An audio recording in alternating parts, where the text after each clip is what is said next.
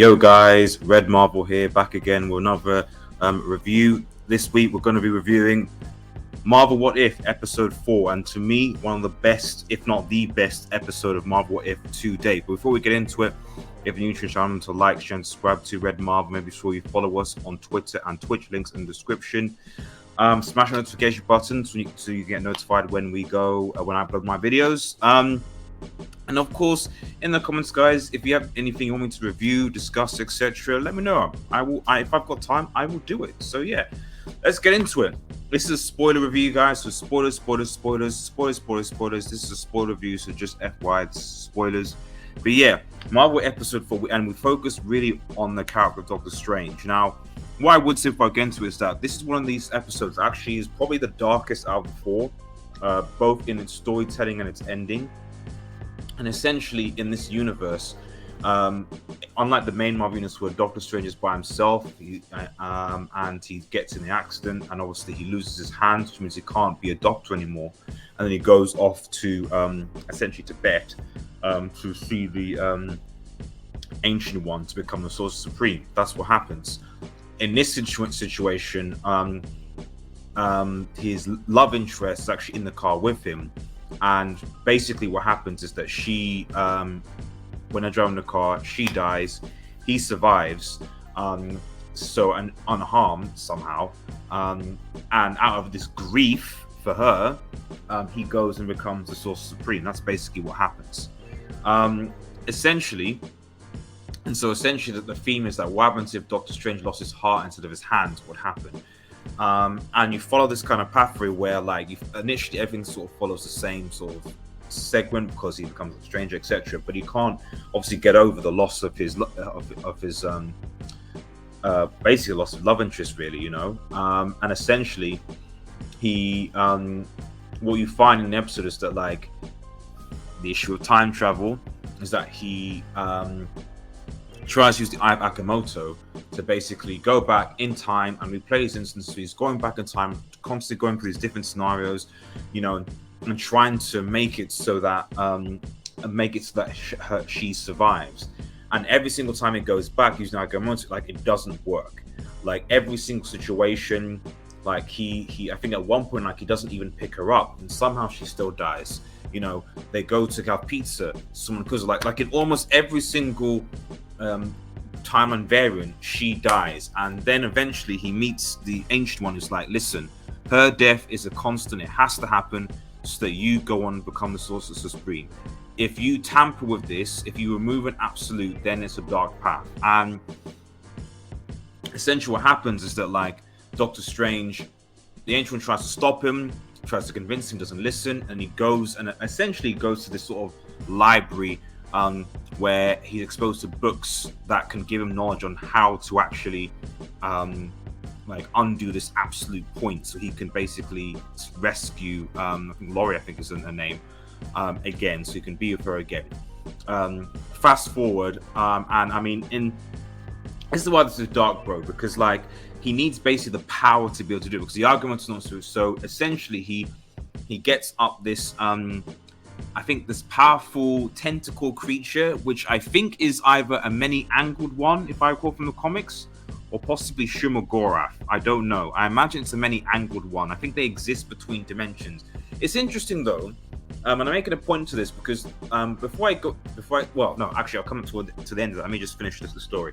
Anyway, long story short of it, he starts absorbing power from all of these entities, these beings, supernatural beings, so that he becomes more and more powerful, and so that he can have the power to be able to undo this absolute.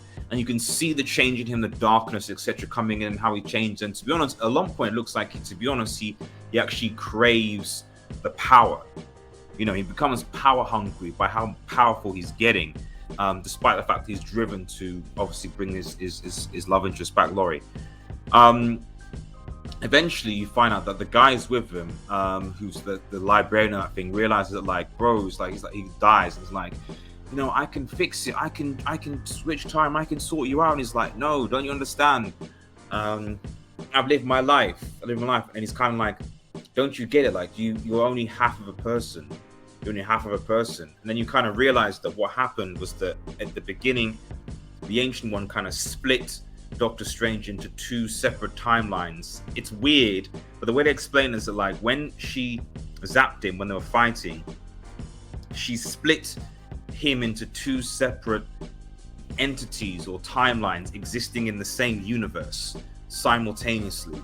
So the, let's call him evil Doctor Strange, realizes this and then goes to find the good Doctor Strange who hasn't gone back in time and done all these things, and basically realizing that if I merge with this guy, finally I'll have the complete power to be able to do what I want to do. They engage in a conflict and fight and battle it out, but unfortunately the good Doctor Strange, because let's be honest, this guy is this evil, and I expect the evil Doctor Strange to win because it looked like he absorbed a many angled one power shuma gorath. So this Doctor Strange was nigh omnipotent, like ridiculously powerful, almost like the old school Doctor Strange. So he wasn't going to lose this fight, although the good Doctor Strange held his own. He absorbs him, and then he somehow manages to bring Thingy back. But then you see, as he's bringing her back, he's all distorted and demonic, and you know, all the rest of it. It's just like he's like, oh, I bring her back, but she's scared, obviously. And then eventually you see the reality that, like, as he was trying to be warned so many times, that the whole universe basically collapses and just disintegrates into nothingness. Possibly this evil Strange still lives in a pocket dimension, I don't know, but it's a sad ending. It's like, despite the repeated warning after warning after warning, he still goes on, driven by love. I think there's a good quote in there that sometimes love, love can completely mess with your mind, which is what, and this is what happened in this case. You can be deluded. You know, it's a good lesson, to be honest. Sometimes, is it love or is it lust almost? And I think in this instance of it was almost like a lust type of love. Like it wasn't really love. It wasn't really sacrificial. That he had to let it go. It was like, it was messed up, really. But what I want to take from the end and some of the key points that were interesting as to why I think that I'm looking forward to future episodes, is that you saw the Watcher who's overseeing things get more involved. Before, you thought he was a narrator to this whole thing, but then this is the first episode where I'm like, he's actually fully involved. Like, he kind of said, like, this Doctor Strange kind of senses his presence. It's like, who are you? Where are you? And then finally at the end, they have a conversation. He's like, you're more powerful than me. You can sort this out. You can do something. And the Watcher could do something, but he chose not to because he wants to intervene, because he's bound to, even though the gut dude was warned, and he kind of allows the universe to disintegrate. Now, usually when that happens, bad things happen down the line, and I imagine that maybe the Doctor Strange won't be particularly too happy with said Watcher for allowing the universe to just disintegrate like that. But it was interesting to see him get more involved, and I wonder if that's gonna be a theme later down the line as he gets more and more involved, and then, maybe leading into the main universe where potentially you get the Fantastic Four, you get Galactus, you get him actually becoming more, more involved. The other thing as well is that you saw the tangled creature you saw in the first episode, and now you see him again. So this is again one of the few episodes where you've seen that consistency of like characters, and I do wonder whether again they're alluding to something with the many angled ones to potentially like a shuma gorath type of character. If people want to know who I mean by shuma gorath, let me know if you want in the description. But essentially, he's like a multi-dimensional entity that exists between dimensions, and is ridiculously powerful. I think he portrays avatars of himself but are less powerful, but the main shuma gorath entity is not. He just can't be beaten, basically.